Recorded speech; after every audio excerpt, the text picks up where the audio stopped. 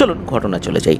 প্রথম যে ঘটনাটি আপনাদের সাথে শেয়ার করব, এই ঘটনাটি রবি ভাই অল্প কিছুদিন আগেই সংগ্রহ করেছেন। উনি যখন ইউএসএইডের একটি প্রজেক্টের কাজে মধুখালীতে অবস্থান করছিলেন, তো ওই সময় ঘটনাটি সংগ্রহ করা।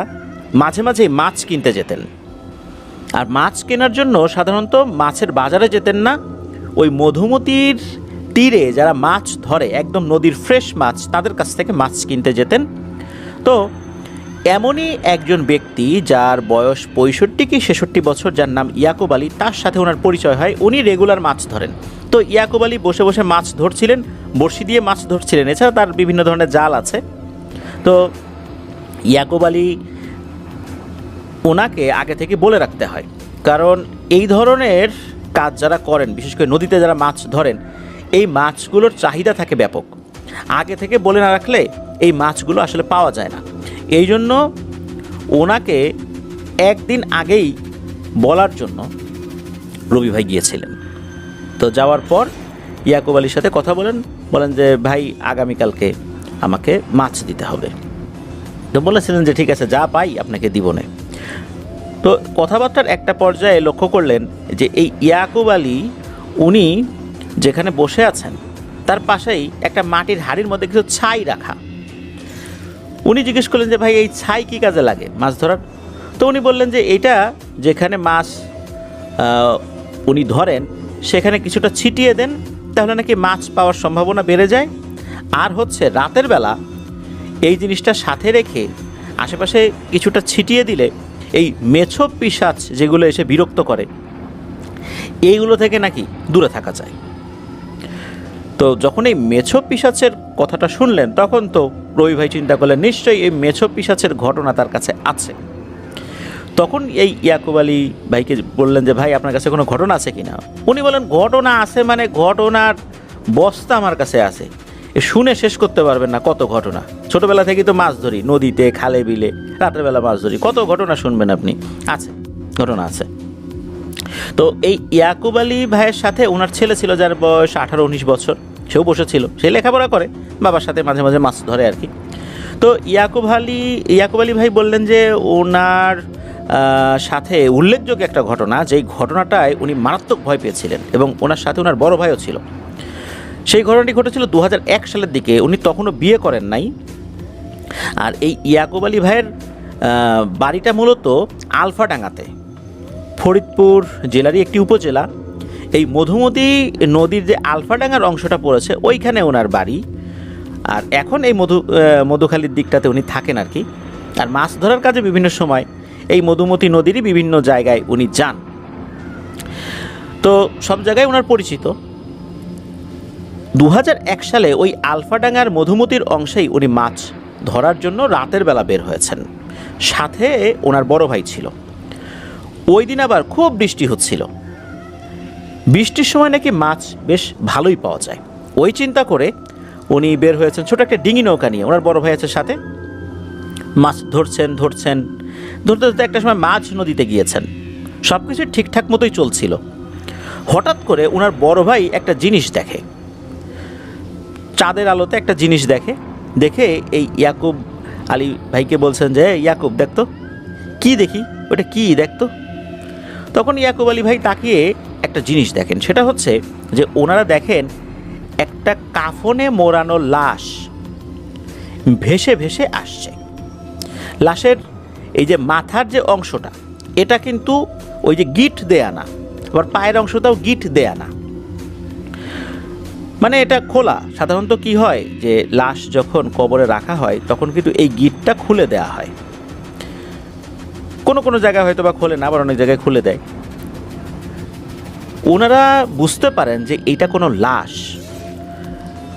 তো এখানে একটা বিষয় বলে রাখা ভালো, অনেক সময় দেখা যায় কি যে অতি বৃষ্টির কারণে কোনো কবর যদি ভেঙে যায় এবং ওই কবরস্থান বা ওই কবরটা যদি পানিতে ডুবে যায়, তখন লাশ অনেক সময় ভেসে ওঠে, তখন পানিতে ভেসে চলে যায়। ওনারা দূর থেকেই ওই কাফনের কাপড় খুব ঝকঝকে তকতকে দেখে মনে করেছেন নতুন কোনো কবর থেকে হয়তোবা লাশ ভেসে উঠেছে, ওই জায়গায় পানি চলে গেছে। সময়টা বর্ষাকাল ছিল, তো অনেক জায়গায় তো নিচু অংশ থাকে, তো ওই কারণেই কোনো লাশ হয়তো বা ভেসে চলে এসেছে। তো ওনারা দেখছিলেন। তো এই ইয়াকুব আলী ভাই বলতেছেন যে বড় ভাই থাক, ওটার মতো ভেসে চলে যাক, আমরা এসব ঝামেলায় না জড়াই, আমরা আমাদের মতো মাছ ধরি। তো ওনারা মাছ ধরছেন। এখানে একটা অদ্ভুত ব্যাপার ওনারা লক্ষ্য করেন, সেটা হচ্ছে যে ওই যে কাফনে মোড়ানো লাশের মতো জিনিসটা, এটা ভাসতে ভাসতে নাকি তাদের নৌকার কাছে চলে এসে নৌকার কাঠের সাথে এসে লেগে গেল, মনে হচ্ছে চুম্বকের মতো। ওই নৌকাটা একটা চুম্বক আর ওই লাশটা একটা চুম্বক পদার্থ, এমন একটা চুম্বক পদার্থ যেটাকে চুম্বক আকর্ষণ করে। মনে হচ্ছে ওই আকর্ষণে ওই জিনিসটা এসে নৌকার একটা কাঠের সাথে লেগে গেল। ওনারা তো অবাক, কী ব্যাপার, ওইটা যাচ্ছিল আর এক দিক দিয়ে, এটা ভাসতে ভাসতে এসে আমাদের নৌকার সাথেই লেগে গেল কেন? তখনও কিন্তু ওনারা অস্বাভাবিক কোনো কিছু চিন্তা করেন নাই। তখন এই যে ইয়াকুব আলী ভাইয়ের বড় ভাই বলে, ইয়াকুব দেখতো লাশটা কার, আমাদের পরিচিত কারো কিনা, আত্মীয় স্বজনদের মধ্যে তো বেশ কয়েকজন মারা গেছে বিগত কয়েকদিনের মধ্যে, দেখতো আবার কারো লাশ ভেসে আসছে কিনা, তাহলে এটাকে উঠায় যথাযথ ব্যবস্থা তো করতে হবে, নিয়ে যেতে হবে। তখন ইয়াকুব ভাই কী করছেন, ওই যে লাশের যেই মাথার অংশটা, এই অংশটা উনি ওনার বৈঠা দিয়ে সরানোর চেষ্টা করেছেন, হাত দেন নাই, সরানোর চেষ্টা করেছেন।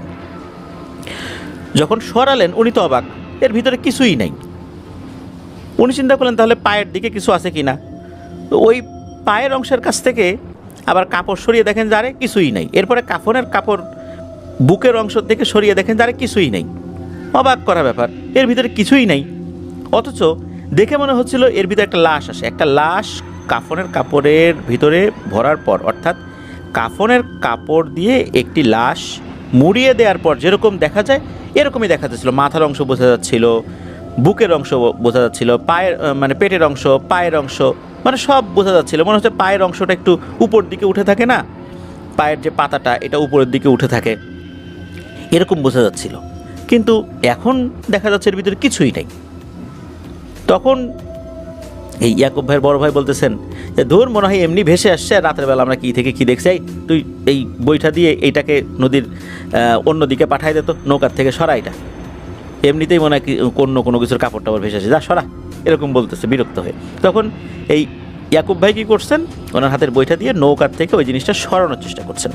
তো সরিয়ে একটু দূরে সরাই দেন, কিছুক্ষণ পরে দেখেন ওই জিনিসটা আবার এসে ওই নৌকার সাথে লেগে যায়। অবাক করা ব্যাপার, এটা কেন লাগছে? তখন ওনারা আসলে একটু অস্বাভাবিকতার গন্ধ পেতে থাকেন। অল্প সময়ের মধ্যে আর একটা ভয়ঙ্কর ব্যাপার ঘটে, সেটা হচ্ছে ওনারা দেখেন যে এই রকম কাফনের কাপড়, যেটার ভিতর মনে হচ্ছে কিছু আছে, লাশ আছে, অসংখ্য, গুণে শেষ করা যাবে না, বিভিন্ন জায়গা থেকে এগুলা ভেসে ভেসে আসা শুরু করেছে এবং আস্তে আস্তে ওই নৌকার দিকে চলে আসছে। আর নৌকার দিকে যখন চলে আসছে, অল্প সময়ের মধ্যে ওনারা এটাও দেখেন যে আস্তে আস্তে ডানে বায়ে সামনে পেছনে সব জায়গা থেকে এইরকম অসংখ্য জিনিস এসে নৌকাকে চারদিক থেকে ঘিরে ফেলেছে। ওনারা তো এইবার ভয় পেয়েছেন, আরে আমরা তো ভয়ঙ্কর কোনো একটা সমস্যায় পড়ে গেছি। মেছো পিশাচ আসে, মাছ চায়, মাছ খায়, চলে যায়, কিন্তু এইটা কি? ওনারা তো ভয় পেয়ে যত দ্রুত সম্ভব ওনাদের বাড়ির যে ঘাট ওই দিকটাতে নৌকা বাওয়া শুরু করেছেন। কিন্তু ওই জিনিসগুলো মনে হচ্ছে ক্রমাগত আরও আসছে, কোত্থেকে যেন অসংখ্য আসছে। একটু আগে যদি মনে হয় যে 50টা আছে, এখন মনে হচ্ছে 70টা হয়ে গেছে, তার কিছুক্ষণ পরে 90টা হয়ে গেছে, তারপরে 100, 150 এরকম হয়ে যাচ্ছে। অসংখ্য, মনে হচ্ছে পুরো নদী ভরে গেছে এই জিনিসগুলোতে। এরই মধ্যে ওনারা আরও একটা জিনিস দেখতে পান। ওনারা দেখতে পান যে ওই যে পাড় রয়েছে, একটা পাড়, ওই পাড়ে অনেক উঁচু একটা মানুষ দাঁড়িয়ে আছে, অনেক উঁচু, তার উচ্চতা প্রায় 50-60 ফুট হবে, এত উচ্চতার। আর এই জিনিসটাকে দেখেই বোঝা যাচ্ছে যে এইটা ভয়ঙ্কর কোনো কিছু, তবে তার হাত পা মাথা এটা বোঝা যাচ্ছে, আর তার চোখ দুটোও বোঝা যাচ্ছে, চোখ দুটো জল জল করছিল, আর চাঁদের আলোতে সেটার দেহ মোটামুটি বোঝা যাচ্ছিল দূর থেকে। ওই জিনিসটা কি করছে, হাত উঁচু করে হাতের ইশারায় কাছে ডাকছে, এদিকে আয় এদিকে আয়, এইভাবে কাছে ডাকছে। এই হাতের ইশারাটাও বুঝতে পারছেন, আর মনে হচ্ছে হাতের যে পাতাটাই, যে 5 আঙ্গুল যে পাতা, কবজি থেকে নখের আগ পর্যন্ত, এটাও মনে হচ্ছে অনেক বড়, এটা দিয়ে ইশারা করে ডাকছেন। এটা দেখে ওনারা আরও ভয় পেয়ে যান। ওনারা দোয়া দুরুদ পড়তে থাকেন ক্রমাগত। যখন বাড়ির দিকে নৌকা বাইছিলেন, কিন্তু দেখতে থাকেন যে আর ওনারা আগাতে পারছেন না, কারণ সামনে পিছনে ডানে বাঁয়ে এত এরকম কাপড়ে মোড়ানো লাশগুলো চলে আসছে, আর নৌকা মনে হয় আগাচ্ছে না। এমত অবস্থায় ইয়াকুব আলী ভাইয়ের বড় ভাই একটা বুদ্ধি করেন। বুদ্ধি করে উনি নৌকায় দাঁড়িয়ে থেকে আজান দিতে থাকেন। আল্লাহু আকবার বলে আজান দিচ্ছেন। তখন হয় কি, ওই জিনিসগুলো একটু দূরে সরে চলে যায়, আর ইয়াকুব ভাই তো নৌকা বাঁধছেন। তো আজান যখন শেষ হয়, এরপরে 5-10 মিনিট একটু দূরে থাকে, আবার এসে এগুলো নৌকার সাথে লাগতে থাকে। চুম্বকের সাথে যেরকম অসংখ্য লোহার গুঁড়ো লাগিয়ে দিলে যেরকম থাকে না, ওই যেই অংশটুকু বেশি আকর্ষণ করে, ওইটা চতুর্দিকে লোহার গুঁড়ো লেগে থাকে, ওইভাবে এসে মনে হচ্ছে আবার যুক্ত হচ্ছে। যখন এরকম যুক্ত হয়ে যায়, আবার ইয়াকুব ভাইয়ের বড় ভাই আজান দেন। এরপরে আবার ওগুলো একটু করে দূরে সরে চলে যায়, আবার ওনারা একটু আগান। এদিকে আরও একটা ব্যাপার লক্ষ্য করেন, ওই যেই অবয়বটা, এই অবয়বটা কিন্তু হাঁটছে না, অর্থাৎ হেঁটে হেঁটে আগাচ্ছে না। কিন্তু ওনারা দেখতে পান ওই জিনিসটা না হাঁটলেও ওনারা যে নৌকা নিয়ে আগাচ্ছেন, ওই জিনিসটাও মনে হচ্ছে না হেঁটেই আস্তে আস্তে তাদের সাথেও আগাচ্ছে, এবং দূর থেকে কোনো কথা বলছে না, কিন্তু হাতের ইশারায় ক্রমাগত ডেকেই যাচ্ছে। বাড়ি পর্যন্ত, অর্থাৎ বাড়ির ঘাট পর্যন্ত যাওয়ার আগ পর্যন্ত ইয়াকুব আলী বড় ভাই ওনার প্রায় 8 থেকে 10 বার আজান দিতে হয়েছিল। তো যখন ঘাটের কাছে পৌঁছে গিয়েছেন, তখন ওনারা দ্রুত নামার সময় একটা কাজ করেছেন, সেটা হচ্ছে যে ওই নৌকার মধ্যে একটা বক্স ছিল, যে বক্সের মধ্যে মাছ ওনারা রেখে দিতেন। ওনারা বুঝতে পেরেছিলেন মাছগুলো এখন হাতে করে নিয়ে যাওয়া ঠিক হবে না, ওইটার আবার তালা ছিল। ইয়াকুব আলী ভাই কী করেছেন, ওই বক্সে তালা মেরে দিয়ে ওনারা আগানো শুরু করেছেন। তবে ওই অবয়বটা তাদের পথে কিন্তু বাধা হয়ে দাঁড়ায় নাই, দূরে সরে ছিল। সেটাকে দেখেও প্রচুর রাগান্বিত মনে হচ্ছিল, তবে তাদের সাথে কোনো কথা বলেনি। তারা দ্রুত বাড়িতে চলে আসেন। বাড়িতে আসার পর এই ইয়াকুব আলী ভাইয়ের যিনি আব্বা, অর্থাৎ ওনাদের 2 ভাইয়ের আব্বা, তাকে ডেকে তোলেন, তাকে বলেন যে এই ব্যাপার। তখন উনি বলছেন যে তোদের এখন আর বাইরে যেতে হবে না, যেরকম আছে ওরকমই থাক, সকালে গিয়ে দেখবো। এখানে একটা বিষয় বলে রাখা ভালো, ইয়াকুব আলী ভাই এবং তার বড় ভাই যখন নৌকা ছেড়ে চলে আসছিলেন, ওনারা পেছন দিকে তাকিয়ে দেখছিলেন যে ওই যে কাফনে মোড়ানো যে জিনিসগুলো তাদের পিছু নিয়েছিল, সেগুলোর কী অবস্থা। ওনারা দেখেন এগুলো মনে হচ্ছে ভেসে ভেসে একটা একদিকে যায়, আর একটা অন্যদিকে যায়, এভাবে ভেসে ভেসে বিভিন্ন জায়গায় চলে গিয়ে মিশে যাচ্ছে, অদৃশ্য হয়ে যাচ্ছে, এরকমটা দেখেছিলেন।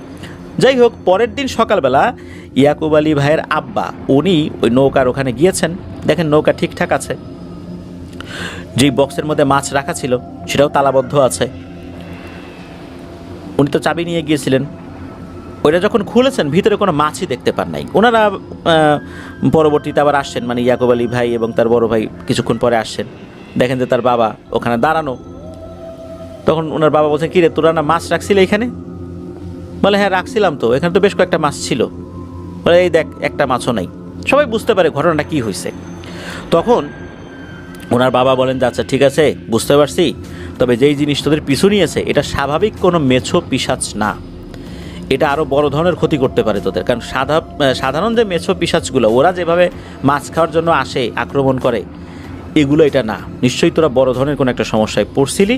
যাই হোক, যেন পরবর্তীতে না পড়িস, দেখি কি করা যায়। তখন ওনার বাবা এক হুজুরের কাছে যান ওনাদেরকে নিয়ে। সেই হুজুরও বেশ আমলওয়ালা একজন মানুষ ছিলেন। তো তার কাছে যাওয়ার পর উনি বলেন যে তোমাদের চুলায় রান্নার পর যে ছাই হয়, এরকম ছাই আমার কাছে বেশ খানিকটা নিয়ে আসবা, তারপর আমি ছাই পরে দেব। ওনারা এরপরে নিয়ে আসছেন। নিয়ে আসার পর হুজুর ছাই পরে দিয়েছেন এবং বলেছেন যে যেখানে তোমরা মাছ ধরবা ওখানে এই ছাইটা একটু ছিটিয়ে দিবা বিসমিল্লাহ বলে, আর যদি কোথাও কোনো সমস্যা মনে করো আশেপাশে একটু ছিটাই দিবা, তাহলেই হবে, ইনশাল্লাহ আর কোনো সমস্যা হবে না। তো ওই যে ছাই, ওই ছাইটা বিভিন্ন সময় হুজুরের কাছ থেকে পড়ে নিয়ে আসছেন পরবর্তীতেও।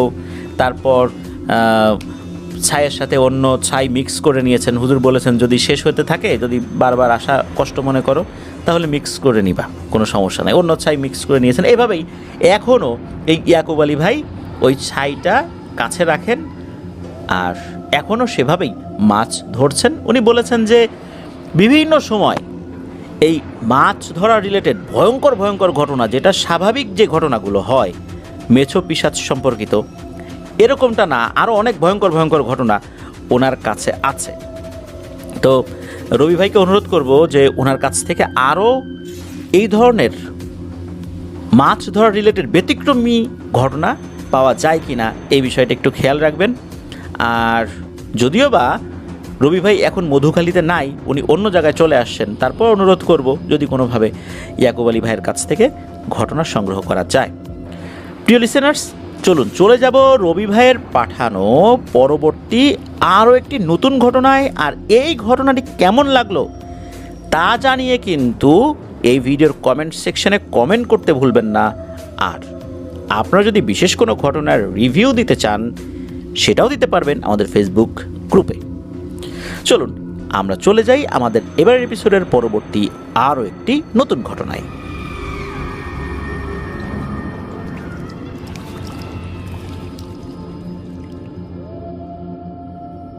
প্রিয় লিসেনার্স, এবারের ঘটনাটিও অন্যরকম।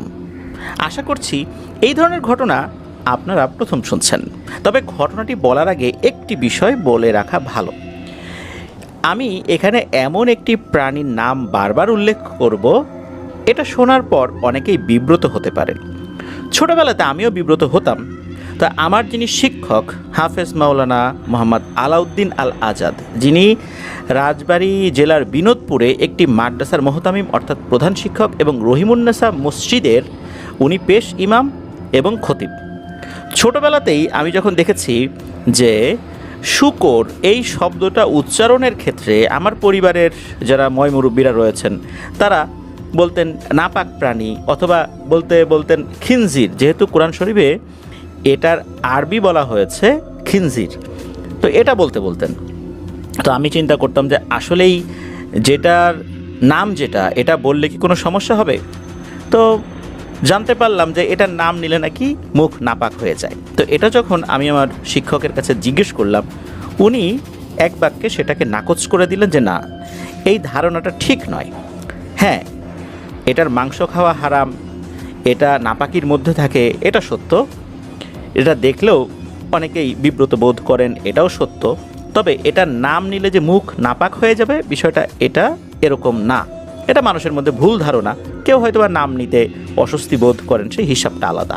তো আমি দেখি যে অনেকেই আমাদেরকে যখন ঘটনা পাঠান তখন ঘটনার মধ্যে এই প্রাণীর নামটা উল্লেখ না করে নাপাক প্রাণী লেখেন। আমি বুঝে নেই যে এটাকেই আপনারা বোঝাতে চাচ্ছেন। তবে আমি আমার শিক্ষকের রেফারেন্স দিয়ে বললাম যে ছোটোবেলাতেই ওনার কাছ থেকে এই মাসালাটা আমি জানতে পেরেছিলাম। যেহেতু এখন যে ঘটনাটা বলবো, এই ঘটনার মধ্যে এই শব্দটা বারংবার আসবে, অনেকে বিব্রত হতে পারেন, যার কারণে বিষয়টা আমি শুরুতেই বলে নিলাম। চলুন ঘটনায় চলে যাই। খুব বেশি দিন আগে ঘটনাটি সংগ্রহ করেন নাই এই আমাদের রবি ভাই। তো রবি ভাই উনি ওই সময় মধুখালীতে ছিলেন। একদিন প্রচণ্ড বৃষ্টি, বিশেষ করে এই যে বৃষ্টির সিজনের কথাই বলছি আর কি। প্রচণ্ড বৃষ্টি, বাসায় উনি আছেন, বের হতে পারছিলেন না। ওনার বাইক রয়েছে, উনি যেখানে কর্মরত রয়েছেন বিভিন্ন জায়গায় যেতে হয় বাইক নিয়ে, বিভিন্ন সাইট পরিদর্শনে যেতে হয়। তো বৃষ্টি যখন একটু কমে আসে, উনি একটি কাজের জন্য বাইরে বের হচ্ছেন, কিছু কেনার দরকার ছিল রাস্তার ওপাশের একটা দোকান থেকে। তো বাসার থেকে বের হওয়ার পর দেখেন যে ওনার গেটের ওখানে একটি বাচ্চা ছেলে দাঁড়িয়ে আছে, 8-9 বছর বয়স। এরকম বৃষ্টির মধ্যে দাঁড়িয়ে আছে, ছিটা বৃষ্টি তার গায়ে লাগছিল। তখন এই রবি ভাই বললেন যে বাবু তুমি ভিতরে এসে দাঁড়াও, বাসা কোথায়? বলল যে বাসা তো নাই, তবে আমরা থাকি রেল স্টেশনের পাশে, ওখানে আমার বাবা এবং চাচা আছে। তখন রবি ভাই জিজ্ঞেস করলেন যে ওখানে তোমরা আছো? তো এই বিষয়ে যখন আরেকটু আলাপচারিতা যখন করলেন, তখন ওই বাচ্চাটি বলল ওদের আসলে নির্দিষ্ট কোনো জায়গা নাই, নির্দিষ্ট জায়গায় ঘরবাড়ি নাই। ওর বাবা চাচা মূলত শূকর চড়ায়। তো শূকর চড়াতেই ওরা এখানে এসেছে। এখানে ওই যে একটা ঝুপড়ি ঘরের মতো তৈরি করে থাকে না, ওইভাবে 2টো ঝুপড়ি ঘর ওদের আছে।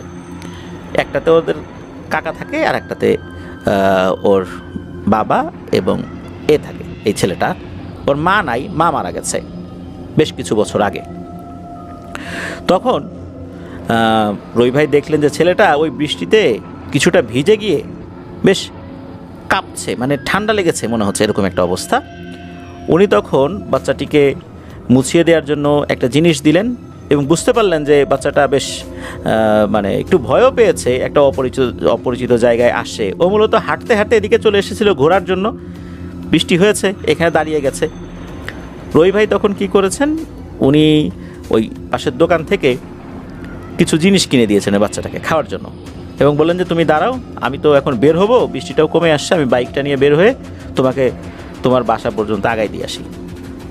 এরপর বাচ্চাটাকে বাইকের পেছনে বসিয়ে নিয়ে উনি সোজা চলে গেলেন ওই মধুখালী যে রেল স্টেশন যেটা, ওখানে যাওয়ার পর বাইকটা একটা জায়গায় সাইড করে ওই ছেলেটা যে ঝুপড়িটা দেখিয়ে দিয়েছিল ওইখানে গেলেন। ওখানে যাওয়ার পর দেখলেন যে হ্যাঁ, ওখানে দুটো ঝুপড়ি আছে আর পাশেই বেশ কিছু শূকর বাঁধা রয়েছে, 40-42টার মতো আনুমানিক শূকর হবে, চতুর্দিকে একটু হালকা জালের মতো করে ঘিরে দেয় আর কি।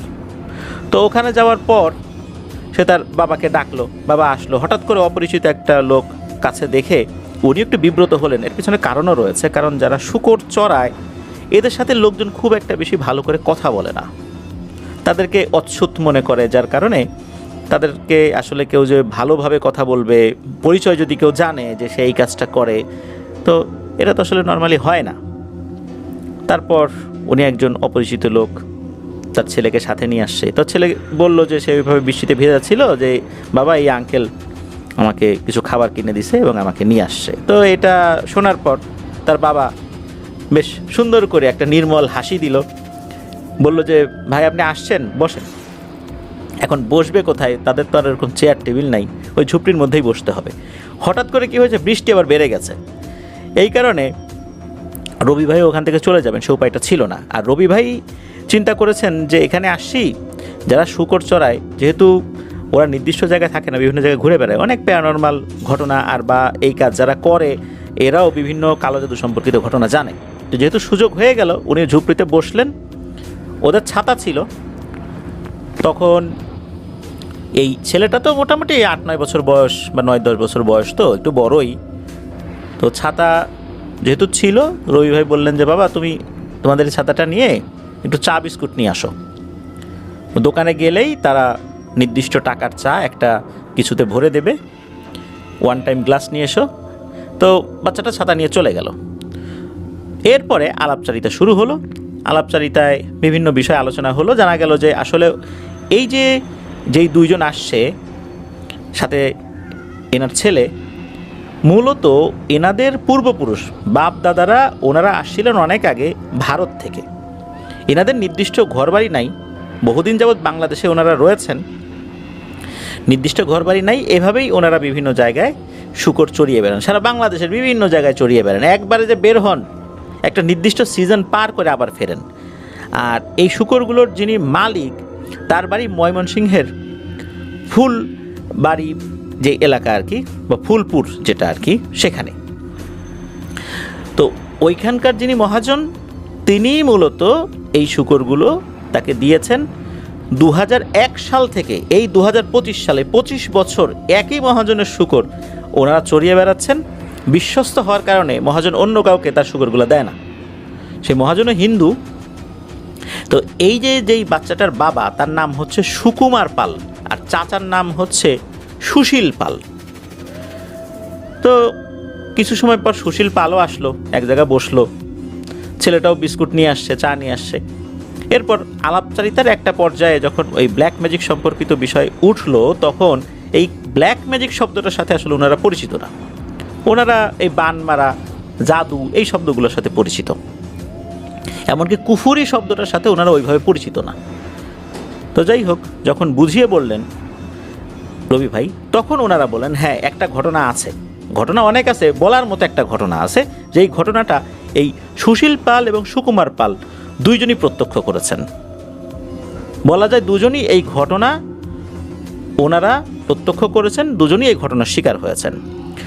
ঘটনাটা মূলত যখন এই মহাজনের কাছ থেকে ওনারা শূকর চড়ানো শুরু করবেন, এমন একটা সময়, ফার্স্ট টাইম 2001 সালে, আমরা আগের ঘটনা যেটা বললাম সেটাও কিন্তু 2001-2 সালের দিকে, সেখানেও দুই ভাই যুক্ত ছিল কাকতালীয়ভাবে, এই ঘটনায় দুই ভাই যুক্ত।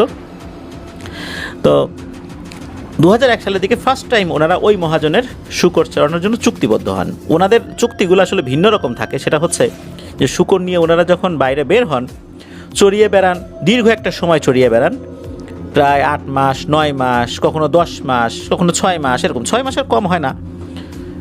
তো শূকরগুলো যখন মহাজন বিক্রি করে দেন, বিক্রিলব্ধ অর্থের একটা নির্দিষ্ট অংশ ওনারা পান। আর হচ্ছে এই শূকরগুলোর যদি বাচ্চা হয়, সেগুলো তো ওই চড়িয়ে বেড়াতে হয়, এই বাচ্চাদেরও একটা অংশ, এটা চুক্তি থাকে কতটুকু পাবে, 10টার ভিতরে 2টা পাবে না 3টা পাবে না 5টা পাবে, এরকম একটা হিসাব থাকে আর কি। তো এইভাবে ওনারা পান, সেগুলো বড় হলে সেগুলো যদি আবার ওনারা বিক্রি করেন, এরকম একটা হিসাব থাকে আর কি। তো 2001 সালের দিকে ওনারা প্রায় 30-35টা বা 35টা এরকম আর কি একটা ফিগার হবে আর কি, যতটুকু বলেছেন যে এরকম একটা ফিগার হবে, এই কয়েকটা শূকর নিয়ে ওনারা ময়মনসিংহ থেকে রওনা দেন। তো শূকর চড়াতে চড়াতে ওনারা গাজীপুরের মাওনা এলাকায় চলে আসছেন। তো এই যে বেশ কিছুদিন যাবৎ ওনারা আসছেন, প্রতিমধ্যে বিভিন্ন জায়গায় থেকেছেন, সব ক্ষেত্রেই কোনো শূকর মিসিং হয় নাই। তো গাজীপুরের মাওনা একটা নির্জন জায়গায় আসছেন, ওখানে ওই যে ঝুপড়ি বানিয়ে আছেন, তারপর শূকরগুলো সারাদিন চড়ান, রাতের বেলা নির্দিষ্ট একটা জায়গায় শূকরগুলোকে এনে রাখেন এবং চতুর্দিকে একটা জালের মতো করে তৈরি করে দেন, যাতে করে ওগুলো বাইরে বের না হয়।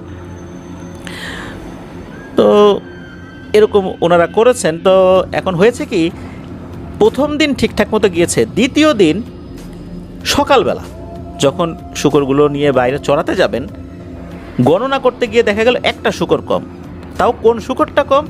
যেই শূকরটা বেশ বড় হয়েছে, তাগড়া হয়েছে, যেটা বিক্রি করার মতো উপযোগী হয়েছে, এমন একটা শূকর মিসিং। আজব ব্যাপার, শূকর কোথায় যাবে? আর বেছে বেছে এটাই কেন গেল? অন্যটাও তো যেতে পারতো। আর এখানে একটা ব্যাপার বলে রাখা ভালো, যে কয়েকদিন পর পর এগুলোর আপডেট মানে তথ্যগুলো দিতে হতো মালিককে। যে কোনোভাবেই হোক, মালিক লোক মারফত হোক, সেই খবরগুলো নিতেন। 2001 সালে তো এরকম মোবাইল ফোনের ব্যবহার ছিল, এখন তো 2025 সাল, মোবাইল ফোনের ব্যবহার আছে, তাদের প্রত্যেকের কাছে মোবাইল ফোন আছে এবং তাদের ঝুপড়ির মধ্যে ছোট্ট সোলার সিস্টেমও আছে, যেটাতে তারা মোবাইল ফোন চার্জ দিতে পারেন। তো তখন তো এরকম ছিল না। তখন এখন যেমন 2-1 দিন পর পর আপডেট দেন, তখন কিন্তু 1 সপ্তাহ পর পর মালিক আসতেন, যেখানেই তারা থাকুক মালিক যেতেন, খোঁজ খবর নিতেন। আর যেহেতু তারা তত দূরে যান নাই, ময়মনসিংহ থেকে গাজীপুরের দূরত্ব তো খুব আহামরি বেশি না, তো উনি তো আসবেন। হঠাৎ করে একটা শূকর মিসিং, অবাক কাণ্ড, কই গেল? নতুন এই মালিকের কাছ থেকে এগুলো নিয়ে আসছেন, এখনই এরকম একটা বিক্রয় উপযোগী শূকর মিসিং হয়ে গেল। এই দুই ভাই, এই সুকুমার পাল, সুশীল পাল, সুকুমার পালকে তখনও বিয়ে করে নাই, আর সুশীল পাল উনিও বিয়ে করেন নাই, এখনও উনি বিয়ে করেছেন কি করেন না এটা জানা যায় না। তো যাই হোক, এখন এই সুশীল পাল বলতেছে, রে এই মালিককে কী জবাব দিব? এরকম একটা জিনিস মিসিং হয়ে গেল, হারাই গেল, কি জবাব দেবো? কি মনে করবে আমাদেরকে? মনে করবে যে আমরা অন্য কোনো পার্টির কাছে বিক্রি করে দিছি। তখন তো আমাদের খবর করে ছাড়বে, তারা হলো স্থানীয় লোকাল লোক, আর এটাই আমাদের পেশা, বংশ পরম্পরা, আমরা এটাই করতেছি। এখন কি জবাব দেবে? এটা নিয়ে ওনারা দুজন খুব চিন্তিত হয়ে পড়েন। যাই হোক, কোনোভাবে তাদের নিজের ভাগের অংশ থেকেই সেই ক্ষতি পুষিয়ে দিতে হবে। তারা যেই অংশটা পাবেন সেটার দাম ধরে, বা ওই শূকরটার দাম ধরে ওইভাবে আসলে ক্ষতি পুষিয়ে দিতে হবে, এই চিন্তাই করছেন। তাদের দুজনেরই মন খুব খারাপ। সারাদিন দুই ভাই মিলে শূকর চড়িয়েছেন, আবার সন্ধ্যার পর এসে ঠিকঠাক মতো আগের রাতের মতোই শূকরগুলো বেঁধে রেখেছেন। গাজীপুরের মাওনার ওই সাইডে 2001 সালের দিকে নাকি প্রচুর কচু বা এই টাইপের জিনিসগুলো ছিল আর কি। তো যার কারণে ওইখানে বেশ অনেক দিনই থাকা যেত এগুলো নিয়ে। তো ওই রাত্রে ঠিকঠাক মতো গুনে রাখছেন, সকালবেলা উঠে দেখা গেল আর একটা কম। কোনটা কম?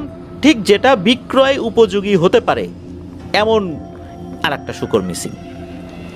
ওনারা তো খুব চিন্তায় পড়ে গেলেন যে এইরকমভাবে যদি চলতে থাকে তাহলে তো তাদের অবস্থা খারাপ হয়ে যাবে, পিটিআই মেরে ফেলবে তার মালিক। এটা তার মালিকেরও ব্যবসা, সে তো এটা মেনে নেবে না। কেন এমনটা হচ্ছে? ওনারা চিন্তা করলেন যে আশেপাশে কোথাও গেছে কিনা। আশেপাশে ওনারা খোঁজার চেষ্টা করেছেন, বিভিন্ন মানুষদেরকে জিজ্ঞেস করেছেন, কিন্তু কোনো তথ্য পান নাই ওনারা। আবার যেহেতু আশেপাশে বন জঙ্গল ছিল, ওই ভাওয়ালের বন্টন ছিল, ওদিক চলে গেছে কি না, ওদিক গেলে তো আর পাওয়া যাবে না। তো এরকম চিন্তা করছে, আর যদি সে পথ হারায় ফেলে তা তো আরও পাওয়া যাবে না। মন্টন খুব খারাপ। এখন এই যে সুকুমার পাল, উনি চিন্তা করছেন যে আচ্ছা যেগুলো বিক্রয় উপযোগী, মানে আলোচনা করে কিন্তু ওনারা প্রতিদিন রাতের বেলা যে কোনটা বিক্রয় উপযোগী হতে পারে এরকম আলোচনা করতেছেন। তো চিন্তা করছেন যে 2 দিন আলোচনা করছি, 2 দিনে 2টা, তাও যেইটাকে নিয়ে আলোচনা করছি এই 2টাই মিসিং। আজকে কোনো আলোচনাই করব না, আর আজকে দেখি পাহারা দিব কে এইটা নেয়। পাহারা দেবে কে? সুশীল পাল, বড় ভাই। তো বড় ভাই উনি রাতেরবেলা পাহারা দেবেন, উনি আর রাত্রে ঘুমান নাই, অনেক রাত। তখন উনি ওই ঝুপড়ির মধ্যে ওত পেতে বসে আছেন, দেখি কে আসে কে আসে। সুকুমার পাল ঘুমাচ্ছে, গভীর রাত, তখন রাত আনুমানিক কয়টা, হয়তো 1টা 2টা এরকম সময় হবে। তো উনি দেখেন প্রায় 7-8 ফুট লম্বা একটা মানুষের মতো অবয়ব, অন্ধকারে যেটা দেখা যাচ্ছে ওই অবয়বটা জঙ্গলের ওই সাইডটা থেকে, ওইবার ঝোপ জঙ্গল ছিল তো ওই দিক থেকে হেঁটে আসলো, স্বাভাবিক মানুষের মতোই হেঁটে আসলো, হাত পা মানুষের মতোই, মাথাও দেখে মানুষের মতোই মনে হচ্ছে, তবে অন্ধকারে মাথাটা আসলে খুব একটা বেশি খেয়াল করা যাচ্ছে না। উনি দেখলেন যে ওই লোকটা অনায়াসেই ওই যে জাল দিয়ে ঘেরা ছিল ওইটা টপকায় ভিতরে ঢুকলো, ঢুকে একটা শূকর সে কোলে তুলে নিল। অনেক সময় আমরা ছাগলের বাচ্চা কোলে নিতে দেখি না, যেভাবে কোলে নেয় ওইভাবে নিল। আর একটা অপরিচিত মানুষ ঢুকলে শূকরগুলো কিন্তু নড়ে চড়ে উঠবে, শব্দ করবে, ঘোত ঘোত শব্দ করবে, কিন্তু ওই রকম কিচ্ছু করে নাই। মনে হলো ওরা কিছুই দেখলো না, কিছুই বুঝলো না। তো ওইটাকে কোলে নিয়ে আবার যেদিক থেকে এসেছিল সেভাবে চলে গেল। তখনই সাথে সাথে সুকুমার পালকে ডেকে তুলে, এই ভাই ওট ওট ওট, দেখ আমি কি দেখছি, চল চল বাইরে চল। তো ওনারা বাইরে গিয়ে আর কিছু দেখে না, কি এসে নিয়ে গেল, কোথায় নিয়ে গেল, ওনারা আর সেটাকে খুঁজে পায় না। তো ওনারা ওই রাত্রেই গুনে দেখলো একটা শূকর মিসিং, আবার আর একটা মিসিং, তার মানে 3টা কিন্তু চলে গেল। পরের রাতে সুকুমার পাল পাহারা দেবে, বলে এইবার আর কোনো ছাড়াছাড়ি নাই রে, কে নেয় আমি দেখব। এইবার সুকুমার পাল পাহারায় থাকবে। সুকুমার পাল পাহারায় আছে, সে আড়ালে দাঁড়িয়ে আছে যে কে নেয় ওকে হাতে নাতে ধরবো। সে তো দাঁড়িয়ে আছে, ওই শূকর চড়ানোর জন্য লম্বা একটা বাঁশের লাঠির দরকার হয়, তো সেই লাঠিটা নিয়ে দাঁড়িয়ে আছে। আর সুশীল পাল ঘুমাচ্ছে, তো দাঁড়িয়ে আছে অনেক রাত। রাত ওই যে আগের রাতের মতোই, আনুমানিক 1টা 2টা বা 2:30 এরকম হবে আর কি। ওই রাত্রে দেখা গেল 8 হাত লম্বার মতো বা 7-8 হাত লম্বা মতো একটা লোক আসলো, হাত পা মানুষের মতোই। সে এসে সোজা ওই জালটা পার হয়ে শূকরের পালের মধ্যে ঢুকে গেল। এরপর বেশ তাগড়া একটা শূকর সে কোলে তুলে নিয়ে, যেই না আবার এই আপনার এই যে জাল এটা পার হয়ে ওই পাশে এসেছে, সুকুমার পাল কি করছে, সে হাতে যে শূকর চালানো লাঠিটা ছিল এই লাঠিটা নিয়ে ওই জিনিসটার সামনে দাঁড়িয়ে গেছে। যেই না সামনে দাঁড়িয়েছে সেই সময় দেখে যারে এইটা কি, মনে করছিল তো একটা মানুষ, উঁচা লম্বা মানুষ, কিন্তু এইটা কি। এইটা দেখে সুকুমার পালের পা থরথর করে কাঁপাকাঁপি শুরু হয়ে গেছে। দেখে যে এর হাত পা অন্ধকারে মানুষের মতো দেখা গেল, এর মুখটা একদম শূকরের মতো, এবং শূকর যেরকম ঘোত ঘোত শব্দ করে মনে হচ্ছে ও মৃদুভাবে ওরকম শব্দ করছে। আর শূকরের গা থেকে এক ধরনের বোটকা গন্ধ আসে, মনে হচ্ছে ওই রকম গন্ধও পাওয়া যাচ্ছে। আর যে শূকরটাকে সে কোলে তুলে রেখেছে সেই শূকরটা একদম শান্ত, নড়াচড়া করছে না। এইটা দেখে তো ওর হাত পা কাঁপাকাঁপি শুরু হয়ে গেছে। তখন ওই যেই অবয়বটা, সেই অবয়বটাই বলছে, বাবা সুকুমার, ভয় পাস না, আমি তোর কোনো ক্ষতি করার জন্য আসি নাই। তোর কাছ থেকে আমি যা নিয়ে যাচ্ছি এর দ্বিগুণ ফেরত দেব, আমি কথা দিলাম। আমি যদি এইটা না নিয়ে যাই আমার মালিক আমাকে মেরে ফেলবে। তুই তো আমাকে দেখেই ফেলছিস, এখন তোর অনুমতি ছাড়া আমি আর নিয়ে যেতে পারবো না। তুই আমাকে দেখিস নাই, সামনে আসিস নাই, আমি নিয়ে যেতে পারছি। গত রাত্রেও তোর ভাই আমাকে দেখছে, কিন্তু সে সামনে আসে না, এই জন্য নিয়ে যেতে পারছি। কিন্তু তুই আমার সামনে চলে আসিস, এখন তো তোর অনুমতি স্যার আমি নিয়ে যেতে পারবো না, আমাকে অনুমতি দে এটা নিয়ে যাওয়ার। আমি পরের রাত্রে আরও একটা নেব এবং তোর কাছে ওই রাত্রে আরও একটা জিনিস চাইবো, সেটা আমাকে দিবি। আমি কথা দিচ্ছি যে তোকে আমি এর দ্বিগুণ ফেরত দেব। যদি আমি না দেই তখন তুই আমাকে যা শাস্তি দিবি আমি মাথা পেতে নেব, কোনো কবিরাজ হুজুর ডাকতে হবে না।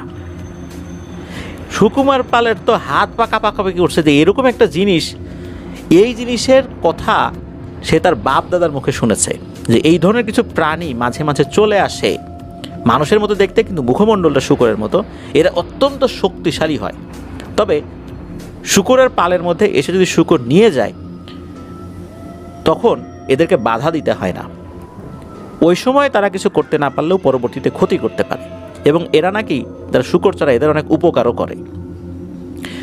তখন সুকুমার পাল বলে আচ্ছা ঠিক আছে আপনি নিয়ে যান, কালকে আর একটাও নিয়েন, কিন্তু কথা দেন ফেরত দিবেন, তা না হলে আমরা আমাদের মালিকের কাছে কি জবাব দেবো? আপনি যেমন আপনার মালিককে ভয় পাচ্ছেন, আপনার মালিক আপনাকে মেরে ফেলবে, আমরা তো এই মালিকের শূকর নতুন নিয়ে আসছি, আপনাকে যদি এরকম তাগড়া শূকর 5টা দিয়ে দেই, আমার মালিক তো কয়েকদিন পরেই দেখতে আসবে সব ঠিকঠাক আছে কিনা, কারণ আমরা তো নতুন, আমাদেরকে তো উনি এখনও ওইভাবে বিশ্বাস করতে পারতেছে না। শুরুতেই যদি এই ধরনের ঘটনা ঘটে আমরা তার কাছে কী জবাব দেবো? আমাদেরকে পিটাই মেরে ফেলবে। তখন ওই অভাবটা বলে বিশ্বাস রাখ, আমি আসব এবং তোদেরকে দ্বিগুণ ফেরত দেব, এবং আমি এসে দেখিস তোকে একটা জিনিসও দিয়ে যাব, এখন আমাকে অনুমতি দে চলে যাওয়ার। তখন সুকুমার পাল বলে যে ঠিক আছে আপনি যান, এই বলে সরে দাঁড়ায়। এরপর ওই জিনিসটা ঠিক যেভাবে এসেছিল ওই শূকরটা নিয়ে ওইভাবেই চলে যায়। পরের রাত্রে ওই অবয়বটা আরও একটা শূকর নিয়ে যায়। তবে সেই রাত্রে সুকুমার পাল বা সুশীল পাল কেউই পাহারা দেয়নি, জানতো যে নিয়ে যাবে। তবে ষষ্ঠ রাতে, যদিও বা ওই রাত্রে আরও একটা জিনিস তার কাছে চাওয়ার কথা ছিল, ষষ্ঠ রাতে ওই অবয়বটা বাইরে থেকে ডাকাডাকি করে। তবে এখানে একটা কথা বলে রাখা ভালো যে ষষ্ঠ রাতে ওনারা ওইখানে ছিলেন না, ওনারা ওইখান থেকে বেশ খানিকটা দূরে গিয়ে ওই ঝুপড়ি তৈরি করেছিলেন, চিন্তা করেছিলেন যে কোন বিপদ আপদ আবার হয় এই চিন্তা করে। ষষ্ঠ রাতে বাইরের থেকে ডাকাডাকি করে, সুকুমার, ও সুকুমার, বাবা বাইরে আয়, এই বাবা সম্বোধন করে ডেকেছিল। তো ওই দিন সকালবেলা কিন্তু মালিক আসবে, মানে ওই রাত পোহালেই সকালবেলা মালিক এসে দেখবে সব ঠিকঠাক আছে কিনা। তখন ভুল বললাম, মানে তারপরে ওই দিনের পরের যে দিন আসবে সেই দিন, মানে সকাল হওয়ার পর যে আর একটা দিন আসবে ওই দিন মালিক আসবে। তো ওই সুকুমার ডাক শুনে বাইরে বের হয়েছে। সুকুমার বাইরে বের হয়ে দেখে ওই অবয়বটা আছে। ওই অবয়বটা বলে যে তোর কাছ থেকে তো 5টা জিনিস নিয়ে গেছি, বলছিলাম যে আরও একটা জিনিস চাইবো, সেটা তোকে দিতে হবে, আমাকে এখন সেটা দে। সুকুমার বলে যে বলেন আপনি কি চান? বলে যে তুই এই শূকর তাড়ানোর জন্য এই যে লাঠিটা ব্যবহার করিস, এই লাঠিতে এক ধরনের বিশেষ তেল মাখাস, এই তেলটা আমাকে দিতে হবে, পুরোটা দিলে দে, না হলে আংশিক দে। তখন সুকুমার বলে যে আমার কাছে আরও আছে, আমার লুঙ্গির গোছায় গোজা আছে, আপনি পুরোটা নিয়ে যান, আমার কাছে আরও আছে, সমস্যা হবে না আমার। এই বলে ওই অবয়বটাকে ওই তেলের ছোট্ট শিশিটা এগিয়ে দেন। ওই অবয়বটাও হাত লম্বা করে, হাত লম্বা বলতে তার হাতটা যথেষ্ট লম্বাই ছিল, সামনে এগিয়ে দিয়ে ওই জিনিসটা নিতে যায়। যখন যায় তখন সুকুমার পাল আরও একটা জিনিস দেখে বেশ ভয়ই পান। সেটা হচ্ছে সে যখন হাতটা এগিয়ে দেয় তখন দেখে এই হাতের আঙ্গুলগুলো কোনো মানুষের আঙ্গুলের মতো না, শূকরের পায়ের যেরকম খুর হয় ওই রকম খুর, তবে সেটা একটা খুর না, আমাদের যেরকম 5টা আঙ্গুল, মনে হচ্ছে ওর 5টা না 10টা 12টা এরকম আঙ্গুল, এবং প্রত্যেকটা আঙ্গুলের মাথাটাই খুরের মতো একটা ফুলের আকৃতি ধারণ করেছে ওর হাতটা। তো ওই হাতের উপর দিয়ে দেয়। তখন বলে যে তোর কাছ থেকে যা পাওয়ার দরকার ছিল আমি পেয়েছি, যা তুই নিশ্চিন্তে থাক। এই বলে ওই অভাবটা আবার চলে যায়। এখন সকাল তো হয়ে গেছে, 5টা শূকর মিসিং, 5 রাতে 5টা নিয়ে গেছে। এখন মালিক তো পরের দিন সকালে আসবে, সে এসে যদি দেখে যে এইরকম তাগড়া 5টা শূকর নাই, যেগুলোকে উনি কিছুদিন পরে বিক্রি করবেন বলে সিদ্ধান্ত নিয়েছেন। এখন উনি কি করবেন, কি জবাব তারা দিবে? এই সুকুমার পাল আর সুশীল পাল সারাটা দিন তারা চিন্তা করতেছে, যে বলল যে দ্বিগুণ ফেরত দেবে, দ্বিগুণ ফেরত দেবে, আজ রাত্রে যদি কিছু না হয় তাহলে কি হবে? তারা এই চিন্তা করছে সারা রাত ধরে। হঠাৎ করে কি হয়, বাইরে খচমচ খচমচ আওয়াজ শুনতে পায়, ঘোত ঘোত আওয়াজ শুনতে পায়, বেশ শব্দ করেই আওয়াজ হচ্ছে। সুশীল পাল আর বাইরে বের হয় না, সুকুমার পাল সে বাইরে বের হয়। তার হাতে থাকা যে লাঠিটা, যেটা দিয়ে শুকর তারা, বেশ লম্বা একটা বাঁশের লাঠি, ওটা নিয়ে বাইরে বের হয়েছে। বাইরে বের হয়ে দেখে এক অবাক কাণ্ড। এই যে জাল দিয়ে শুকরগুলোকে চতুর্দিক থেকে ঘিরে রাখা হয়েছিল, এই জালের বাইরে বিক্ষিপ্তভাবে 10টা বেশ তাগড়া শুকর, মানে যেই শুকরগুলো নিয়ে গেছে এর থেকেও দ্বিগুণ উচ্চতার তাগড়া শুকর ঘুরে বেড়াচ্ছে। তো উনি চিন্তা করছেন যে রাতের বেলা মনে হয় ভুলভাল দেখতেছি, আর এই শুকরগুলো মনে হয় ওই জাল কোথা থেকে ছিঁড়ে বের হয়ে গেছে। তো উনি প্রথমে জালের একটা পাশ খুলে দিয়েছেন। খুলে দেওয়ার সাথে সাথে এই 10টা শুকর কী করলো, লাইন ধরে এসে এই শুকরের পালের মধ্যে সুন্দর করে ঢুকে গেল। উনি তো অবাক, এটা কিভাবে সম্ভব হলো? যাই হোক, উনি জালটা লাগিয়ে দিলেন। তখন দেখলেন ওই অবয়বটা হেঁটে হেঁটে আসছে, হেঁটে হেঁটে আসছে। আসার পরে বলতেছে, বাবা সুকুমার, আমার প্রতিশ্রুতি কিন্তু আমি রক্ষা করছি, তোকে বলছিলাম যে আমি দেব, দিলাম, এখন আমি চলে গেলাম। আর কোনো কথা বলার সুযোগ দেয় না, চলে যায়। পরের দিন সকালবেলা মালিক আসছে। মালিক এসে দেখে, আরে অবাক কাণ্ড, 35টা শুকর দিয়েছিল, এখন দেখা যাচ্ছে 40টা। এই 5টা বেশি আসলো কোত্থেকে? এটা প্রশ্ন করছে যে এই এত বড় বড় শুকর কোত্থেকে আসলো? তখন এই সুকুমার পাল একটা কৌশলের আশ্রয় নেন। সত্যি কথা তাকে বলা যাবে না, বললে সমস্যা হবে। উনি বলেন যে এখানে একটা ব্যাপার হয়েছে, সেটা হলো তারা যে মাওনার যেই এলাকায় গেছিল, মানে বলছে যে সেই এলাকায় অনেক কচু টচু ছিল, এর মধ্যে এমন একটা বড় বাগান ছিল, সেই বাগানের মালিক এসে বলে যে আমার এই বাগানে কচু খেতে ভরে গেছে, এগুলো কাটার জন্য অনেক শ্রমিক লাগবে, সাহস পাচ্ছে না, তো তুমি তোমার এই শুকরগুলোকে নামাই দাও, এই কচু ক্ষেতগুলো একদম যেন সমান করে ফেলে, বিনিময়ে তোমাকে বেশ কিছু টাকা দিব। শ্রমিকদের টাকা লাগবে, শ্রমিক আবার ভয় ভয়ের মধ্যে সাপ টাপ থাকলে আর ঝামেলা, শ্রমিকরা মোটা টাকার গন্ধ পেলেও তারা নামতে চায় না। তখন শুকরগুলোকে নামিয়ে এই কচু ক্ষেত একদম নিশ্চিহ্ন করে দেওয়া হয়, এর বিনিময়ে বেশ কিছু টাকা দেয়। আর এই টাকা যখন তারা পায়, তারা কি করেছে, আরও 5টা শুকর আর একটা পার্টির কাছে বিক্রি করে তাগড়া 10টা শুকর কিনেছে। মালিককে বোঝায় যে এখন ওই শুকরগুলোর থেকে এই শুকরগুলো ভালো, আপনি যদি এখন এই শুকরগুলো বিক্রি করেন তাহলে আরও বেশি দাম পাবেন। মালিক তাদের বুদ্ধিমত্তার খুব প্রশংসা করেন যে আসলেই তোদের মাথায় অনেক বুদ্ধি, আসলেই তোরা খুব ভালো। তখন মালিক কি করেছেন, বললেন যে যা, আমি এই 10টা শুকর নিয়ে যাচ্ছি, আর এই 5টার দাম পুরো তোরা পাবি। মালিক 10টা শুকর নিয়ে যান এবং সত্যি 5টার দাম বেশ মোটা অঙ্কে বিক্রি করেছিলেন। সেই টাকাটা এই সুকুমার পাল এবং সুশীল পালকে দিয়েছিলেন। তো মালিক তো আর বুঝতে পারেন নাই যে আসলে ঘটনাটা কি হয়েছে এর মধ্যে। তো এই ঘটনার কয়েকদিন পর স্বপ্নের মধ্যে ওই অবয়বটা এসেছে। আসার পর ওই অবয়বটা বলছে যে এই নে সুকুমার, তোকে আমি একটা বিশেষ জিনিস দিলাম, এটা নে। এটা দেখতে আসলে কি, এটা কি তাবিজ না অন্য কিছু, এটা সুকুমার পাল বুঝতে পারছেন না। তো বলছে যে তোকে আমি একটা উপহার দিতে চেয়েছিলাম, এটাই সেই উপহার। এই জিনিসটা সাথে রাখলে রাতের বেলা ভয়ঙ্কর খারাপ কিছু এসে তোদেরকে বিরক্ত করবে না, আর শুকরের পালের উপর আক্রমণ করবে না।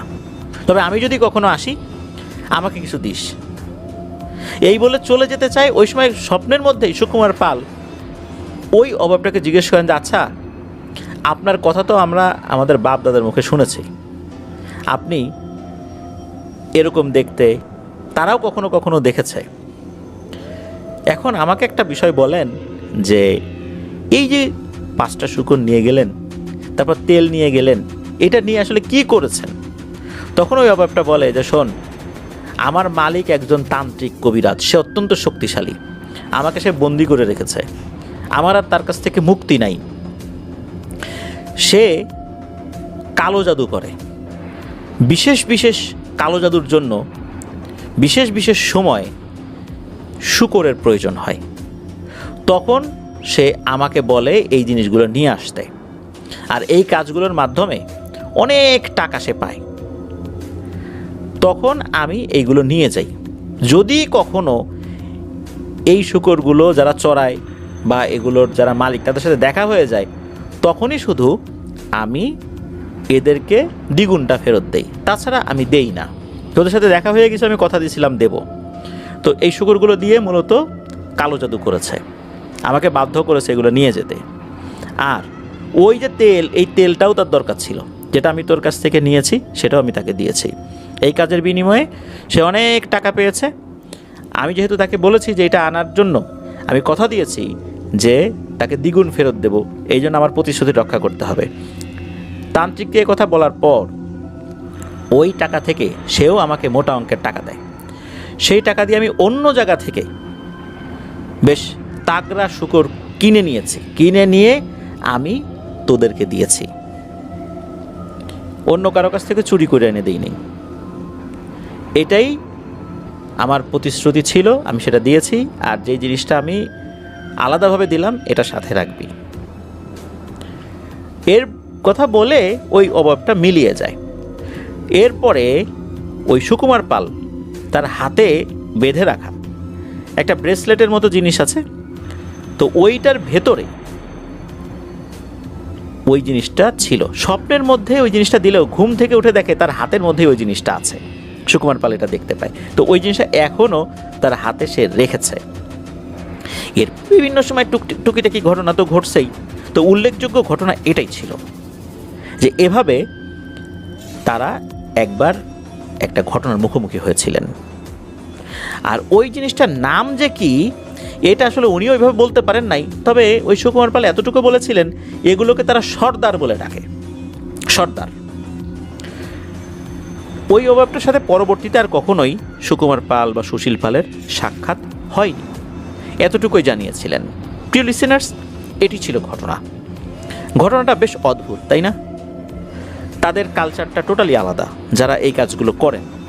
বিশেষ করে শূকর চড়িয়ে বেড়ানো, ওদের নির্দিষ্ট কোনো বসত ভিটা থাকে না, একটা নির্দিষ্ট সিজনের জন্য তারা বেরিয়ে পড়েন।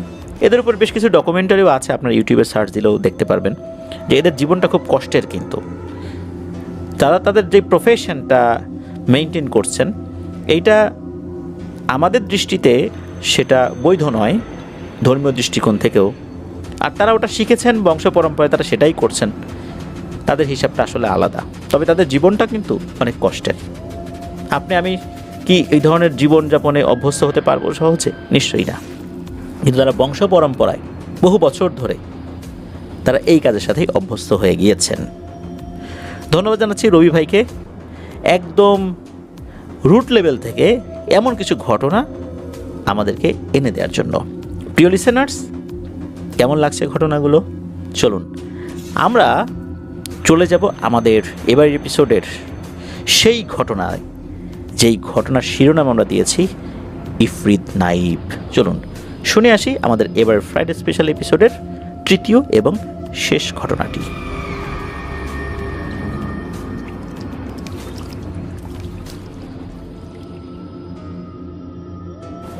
প্রিয় লিসেনার্স, এখন যে ঘটনাটি আপনাদের সাথে শেয়ার করব, আপনারা একটু নড়ে চড়ে বসতে পারেন। ঘটনাটি বেশ অদ্ভুত, ভয়ঙ্করও বটে। ইফরিত, যে নাম শুনলে অন্য জিনেরাও ভয়ে থরথর করে কেঁপে ওঠে, এমনই একটি ঘটনা এখন শেয়ার করতে যাচ্ছি। চলুন শুরু করি ঘটনাটি।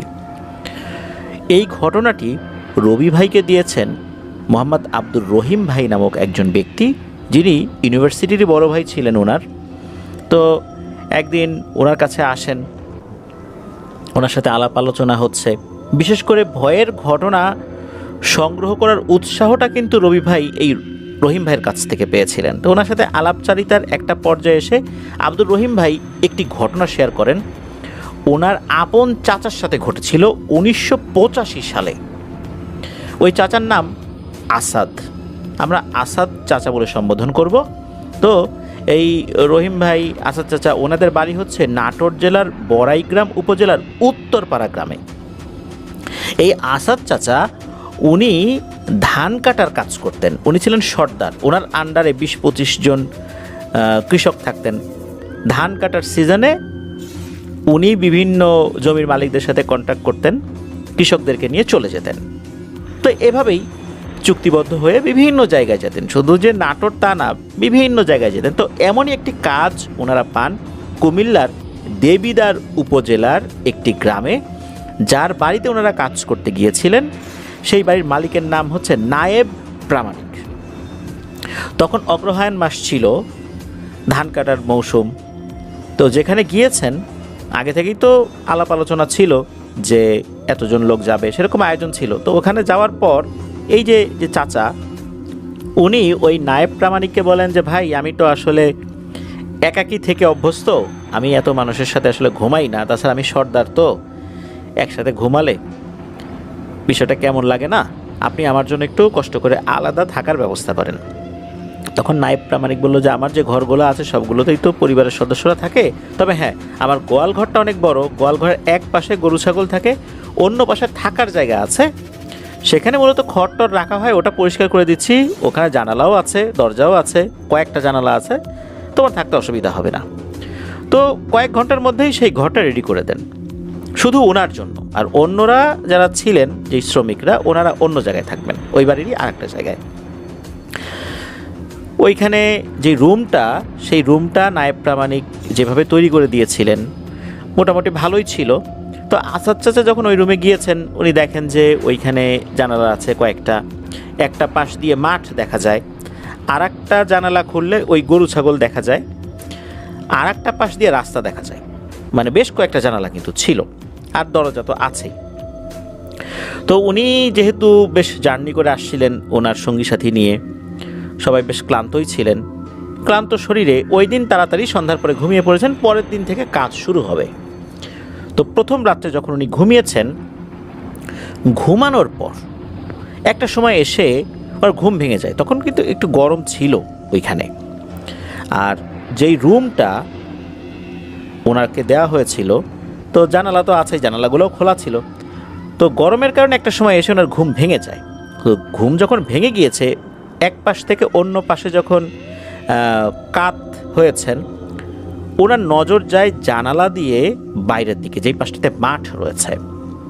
উনি দেখতে পান 3 জন মহিলা, গাউনের মতো পরা, মাথায় সাদা ঘোমটা রয়েছে, তাদের চেহারা ভয়ঙ্কর না, সুন্দর চেহারা, দূর থেকেও স্পষ্ট বোঝা যাচ্ছে। আর একজন পুরুষ লোক সাদা পাঞ্জাবির মতো কিছু একটা পরা, তার চেহারাটা বোঝা যাচ্ছে না, তবে সে পুরুষ লোক এটা বোঝা যাচ্ছে, কোদাল বা কিছু দিয়ে মাটি খুঁড়ছে। তো এরকম 5 থেকে 10 মিনিটের মতো আনুমানিক সে মাটি খুঁড়ল। আর ওই যে 3টা মহিলা অবয়ব, তারা কিছু একটা পড়ছিল, কি পড়ছিল এটা বুঝতে পারছিলেন না, তবে গুনগুন গুনগুন কিছু একটা আওয়াজ এই আসাদ চাচা পাচ্ছিলেন। একটা পর্যায়ে হলো কি, খোঁড়া মনে হলো যখন শেষ হয়ে গেছে, এই 3 জন মহিলাদের মধ্যে থেকে মাঝখানে যে মহিলাটা ছিল, সে লাল কাপড়ে মোড়ানো কিছু একটা জিনিস ওই পুরুষ সদস্যকে দেয়। দেওয়ার পর পুরুষ সদস্য ওই যে গর্ত করেছেন, ওই গর্তের মধ্যে ওই লাল কাপড়ে মোড়ানো জিনিসটা রেখে আবার মাটিগুলো ঠিকঠাক করে দেন। এরপর তারা যেন কোথায় ভ্যানিশ হয়ে গেল। পুরো এই সময়টা আসাদ চাচা তাকিয়েছিলেন, দেখেছেন খুব ভালো মতো। উনি চিন্তা করেছেন কি, যে গ্রামে এক পরিবার আর এক পরিবারের উপর ব্ল্যাক ম্যাজিক করে না, এরকমই হয়তো বা কিছু একটা করেছে। এই বিষয় নিয়ে উনি আসলে খুব একটা মাথা ঘামান নাই, কারণ নতুন আসছেন, একদিনও পার হয় নাই। এখন এই বিষয় নিয়ে কথাবার্তা বলতে গেলে গ্রামে আবার কোন ঝামেলা লাগে, উনি এই চিন্তা করে বিষয়গুলো এড়িয়ে যান। হয়তোবা উনি এটাই চিন্তা করেছিলেন, হয়তোবা কেন বলছি তা একটু পরেই বুঝতে পারবেন। সকাল থেকেই ওনার শরীরটা খারাপ লাগতে থাকে। ওনার সঙ্গী সাথী যারা আছে তাদের সাথে যখন ওনার দেখা হয়, তারা আসছে যে সর্দার চলো যাই, বলে যে আমার শরীরটা ভালো না রে, তোরা যা, আমি আজকে যাব না। তখন তার সঙ্গী সাথীরা বলে যে তুমি শুয়ে থাকলে তোমার আরও খারাপ লাগবে, চলো আমাদের সাথে থাকো, ভালো লাগবে। তো তো অনিচ্ছা সত্ত্বেও আসাদ চাচা তাদের সাথে যেতে থাকেন। যেতে থাকার পর মাঠে আসেন, সবাই ধান কাটছিল, উনিও অল্প অল্প করে কাটছেন, বিশ্রাম নিচ্ছেন। তো এরকম বেশ কিছুক্ষণ চলে যায়, ঘন্টাখানেক চলে যাওয়ার পর আসাদ চাচা বলছেন যে ক্ষুধা লেগেছে, এখন তো একটু খাওয়া দাওয়া করার দরকার, যাই আমি পাশে এই যে পুকুর আছে ওখান থেকে হাত মুখ ধুয়ে আসি। এই কথা বলে উনি ওখানে গিয়েছেন। সবাই অপেক্ষা করছেন যে আসাদ চাচা চলে আসার পর সবাই খেতে বসবেন, কিন্তু আসাদ চাচা আর আসে না। বেশ কিছুক্ষণ হয়ে যায়, আসে না। এর মধ্যে একজন এগিয়ে গিয়েছেন দেখার জন্য আসলে কি হলো, আসে না কেন, ডাকার জন্য গিয়েছেন। তো ওই দিকটাতে এগিয়ে যাওয়ার পরই সবাইকে উনি চিৎকার করে ডাকাডাকি শুরু করছে, সবাই এদিকে আসো, এদিকে আসো, দেখে যাও, তাড়াতাড়ি আসো। এই চিৎকারে সবাই তো ওই দিকটা ছুটে গিয়েছে। যাওয়ার পর দেখে ওই পুকুরের মাঝখানে, ওখানে কিন্তু খুব একটা বেশি পানি ছিল না, কোমর সমান পানি বা তার থেকে সামান্য একটু বেশি পানি। পুকুরে একদম মাঝ বরাবর দুটো মানুষের পা ছটফট ছটফট করছে। এইটা দেখার সাথে সাথে সবাই বুঝতে পারেন যে এটা তো আসাদ চাচা। সবাই পুকুরের পানিতে ঝাঁপিয়ে পড়ে আসাদ চাচাকে টেনে তোলে। মূলত আসাদ চাচার মাথাটা কাদার মধ্যে গাড়া ছিল, আর ঘাটটাও ভেঙে দেওয়া হয়েছিল। নিয়ে আসতে আসতেই আসাদ চাচা মারা গেছেন। কেউ বুঝতে পারলেন না আসলে ব্যাপারটা কি। আসাদ চাচা কারোর সাথে শেয়ারও করে যান নাই। আসাদ চাচার কাছের কয়েকজন যারা ছিলেন তারা আসলে কান্নায় ভেঙে পড়েন। নায়েব প্রামাণিকও বুঝতে পারছেন না কেন এমনটা হলো, কারণ ওই পুকুরে কখনোই কোনো প্যারানরমাল বিষয় ঘটেনি। ওই পুকুরে পড়ে কেউ মারাও যায় নাই কখনো, পুকুরটা পুরনো হলেও কোনো দুর্ঘটনা কখনো ঘটে নাই। তাহলে কেন এমনটা হলো, এই বিষয়টা কেউ বুঝতে পারছেন না। প্রিয় লিসেনার্স, আপনাদের মনেও তো একটা প্রশ্ন আসতে পারে যে আসাদ চাচা তো কাউকে বলে গেলেন না, তাহলে উনি কি দেখলেন না দেখলেন, এই বিষয়টা কিভাবে জানা গেল? হ্যাঁ প্রিয় লিসেনার্স, এখানেই ঘটনার একটা টুইস্ট রয়েছে। আসাদ চাচাকে নাটোরের বড়াই গ্রামে নিয়ে যাওয়া হয়, তার যে গ্রাম উত্তরপাড়াতে। সেখানে যাওয়ার পর পরিবারের সদস্যরা কান্নায় ভেঙে পড়েন। একটা সুস্থ স্বাভাবিক মানুষ, কর্মঠ মানুষ, একটা ভালো মানুষ, সহজ সরল মানুষ, তার সাথে কেন এমনটা হলো, কি অপরাধ ছিল তার, কেউ বুঝতে পারছে না। যথারীতি পারিবারিক কবরস্থানে তাকে কবরস্থ করা হয়। এরপর কেটে যায় 2 বছর। মানুষ একথা ভুলেই গিয়েছিল আসাদ চাচা কিভাবে মারা গেলেন। এটা হয়তো বা অনেকের আর মনে করার প্রয়োজনও ছিল না, সবাই যে যার মতো ব্যস্ত হয়ে গিয়েছে। 2 বছর পর 1987 সালের দিকে, কারণ সময়কালটা ছিল 1985 সাল, 85 সালে আসাদ চাচা মারা যান। 2 বছর পর হঠাৎ করে 3 জন হুজুর আসেন। 2 জনের বয়স কম, একজন বেশ বয়স্ক, একজন হুজুর। বয়স্ক বলতে মধ্যবয়সী, 45 বছরের মতো হতে পারে। মূলত এই হুজুরের বাড়ি খুলনার খালিশপুর এলাকায়। তো উনি আসছেন, আসার পর মানে খোঁজ নিতে নিতে আসছেন। আসার পর বলছেন যে আচ্ছা আসাদ সাহেবের বাড়ি কোনটা, লোকজন দেখিয়ে দিয়েছে। সেখানে আসার পর যখন আসাদ সাহেবের পরিবারের সাথে কথা হয়, তখন দেখা যায় যে আসাদ সাহেবের যে শ্বশুর, উনি তো বিবাহিত ছিলেন, ওনার সন্তানাদি ছিল, আসাদ সাহেবের ওনার ওয়াইফও ছিল। তো শ্বশুরের বাড়িও কাছে, তারাও চলে আসে যে আসাদ সাহেবকে কেন খুঁজছে, সে তো 2 বছর আগে মারা গেছে। সবাই বলছে সে তো 2 বছর আগে মারা গেছে। হুজুর বলছেন যে জানি, তারপরও তার বাড়িতে আমাকে যেতে হবে। তো এভাবে শুনতে শুনতে আসছে, সবাই চলে আসে, কী ব্যাপার আসাদ সাহেবকে কেন, উনি তো মারা গেছেন, উনি তো নাই। 2 বছর আগে মর্মান্তিকভাবে, রহস্যজনকভাবে ওনার মৃত্যু ঘটে, যে রহস্যের কুল কিনারা আজও কেউ করতে পারেনি। কেন আসছেন হুজুর, কি দরকার? তখন হুজুর বলেন যে আপনাদের সব কথার জবাব ইনশাল্লাহ আমি দেব, আগে আসাদ সাহেবের কবরের কাছে আমাকে দ্রুত নিয়ে চলেন। তখন সবাই আসাদ সাহেবের কবরের দিকে তাকে নিয়ে যেতে থাকেন। অল্প সময়ের মধ্যে, কয়েক মিনিটের মধ্যে, পারিবারিক কবরস্থান তো, কয়েক মিনিটের মধ্যে তারা চলে আসেন এবং দেখিয়ে দেন এটাই আসাদ সাহেবের কবর। কবরটা উঁচু ছিল, যেভাবে অন্য কবরগুলো থাকে। কবরের উপরে কিছু কিছু গাছ হয়ে গিয়েছিল। হুজুর কোনো কথা না বলেই প্রথমে আসসালামু আলাইকুম ইয়া আহলাল কুবুর বলেই ওনার কাছে থাকা একটা পানির বোতল থেকে পানি বিসমিল্লাহ বলে আসাদ সাহেবের কবরের উপরে ছিটিয়ে দিয়েছেন। যেই না ছিটিয়ে দিয়েছেন, ধপাস করে ওই কবরটা ধসে পড়ে, কবরের মাটি ধসে সেখানে একটা গর্ত হয়ে যায়। উপস্থিত সবাই এটা দেখে ভয়ে আতঙ্কে বিহ্বল হয়ে পড়েন। আরে এটা কি হলো? কবরের মাটি এভাবে ধসে পড়লো কেন? এত বছরে কোনো সমস্যা হলো না, হঠাৎ করে কেন এরকম ধসে পড়লো? পানি ছিটানোর সাথে সাথে হুজুরকে প্রশ্ন করলেন যে হুজুর কেন এমনটা হলো, বলেন না। হুজুর বলেন যে অবশ্যই আপনাদের সব প্রশ্নের উত্তর ইনশাল্লাহ আমি দেবো। এখন আসেন কবরটা জিয়ারত করি, এরপর আমাকে একটু বিশ্রাম নেওয়ার সুযোগ দেন, অনেক দূর থেকে আসছি, সেই খুলনা থেকে, আমাকে একটু বিশ্রামের সুযোগ করে দেন, খুব ক্ষুধার্ত আমরা, একটু খাবারের আয়োজন করেন, আপনাদেরকে এমন কিছু জিনিস বলবো যা আপনারা জানতেন না। তখন তাকে নিয়ে যাওয়া হয়, খাবার দাবারের আয়োজন করা হয়, বিশ্রামের ব্যবস্থা করা হয়। উনি জোহরের নামাজ পড়ে উনি এবং ওনার যে দুজন সঙ্গী সাথী আছেন ওনারা ঘুমানোর পর আসরের আজানের সময় উঠে আসরের নামাজ পড়ে মূলত সবাই বাড়ির উঠোনে চেয়ার পেতে বসেন। এরপর হুজুর বলতে শুরু করেন সেই ভয়ঙ্কর ঘটনা। হুজুর বলতে শুরু করেন বেশ কয়েকদিন আগে এই খুলনার খালিশপুরের কলোনিপাড়া এলাকার খুব নাম করা একজন ব্যক্তি, যাকে এক নামে সবাই ওই সময় চিনত, তার নাম হচ্ছে রাসেল। সেই রাসেল হুজুরের কাছে আসেন। হুজুরও ওই এলাকার খুব সম্মানিত একজন ব্যক্তি, রাসেল সাহেবকে তো চিনতেন উনি। তখন বলেন কী ব্যাপার রাসেল, তুমি আসছো, বলো তো কী ব্যাপার এই অসময়ে? তখন রাসেল বলেন যে হুজুর, আপনাকে আমার সাথে এক্ষুনি আমার বোনের বাসায় যেতে হবে, আমার বোন হানিফা অস্বাভাবিক আচরণ করছে।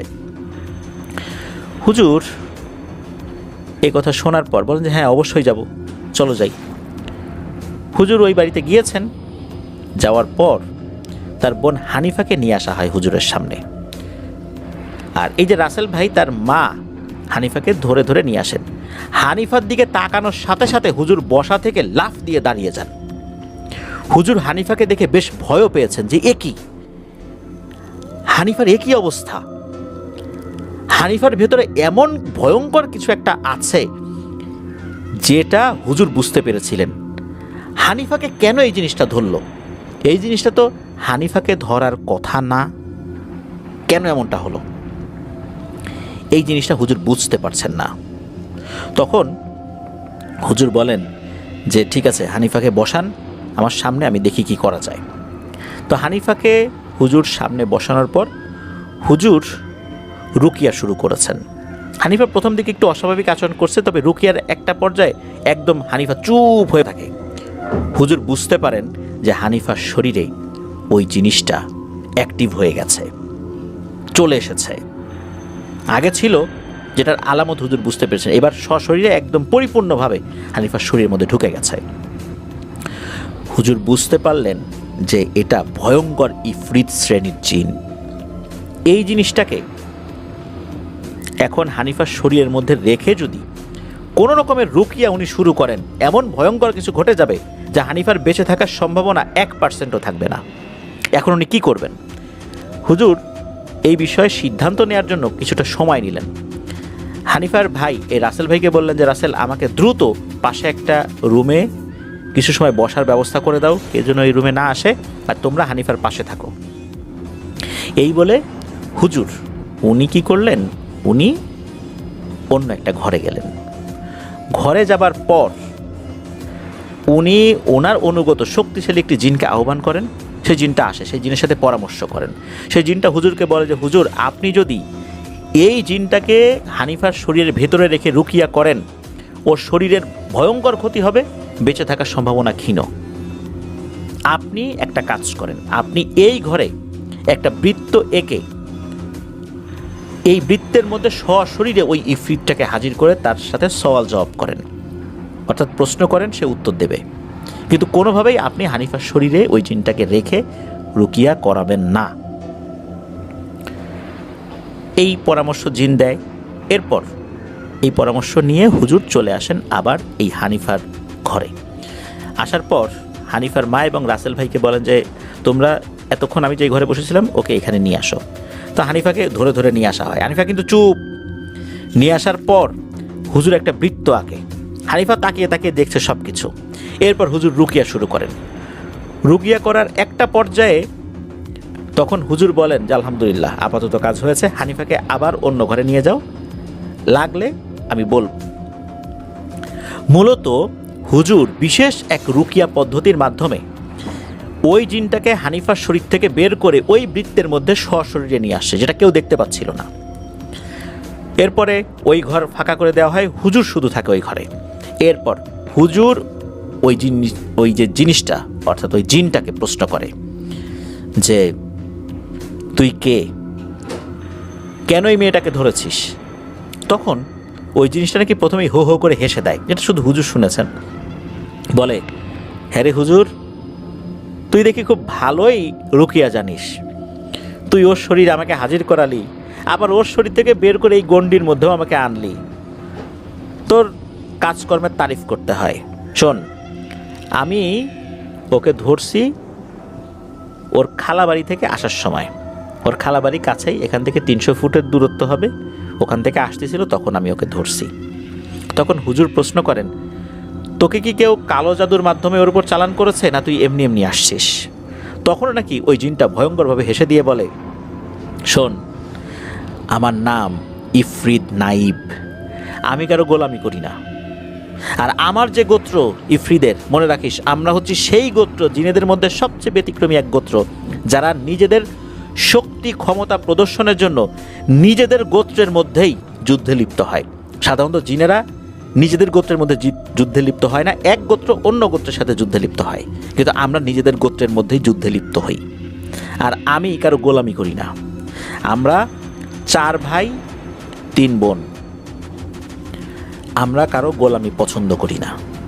আমরা মানুষকে দিয়ে গোলামি করাই, কিন্তু আমরা কোনো তান্ত্রিক হুজুর কবিরাজ এদের গোলামি করতে পছন্দ করি না। তখন হুজুর বলেন যে তুই কেন এই মেয়েটার উপর তাহলে আসলি, শুধু শুধু কেন এই মেয়েটাকে কষ্ট দিচ্ছিস? তখন ওই জিনটা বলে যে আমরা মূলত নিজের ক্ষমতা বৃদ্ধির জন্য কাজ করি, ওকে আমাদের ক্ষমতা বৃদ্ধির জন্যই ব্যবহার করছি, আর তুই ওকে বাঁচাতে পারবি না, চিন্তা করিস না, খুব তাড়াতাড়ি ওকে নিয়ে যাব। তখন হুজুর খুব সাহসের সাথে উত্তর দেন যে হায়াত এবং মৌত এইটা আসমান থেকে ফয়সালা হয়, রিজিকের ফয়সালাও আসমান থেকে হয়। তুই ফয়সালা করার কে হে?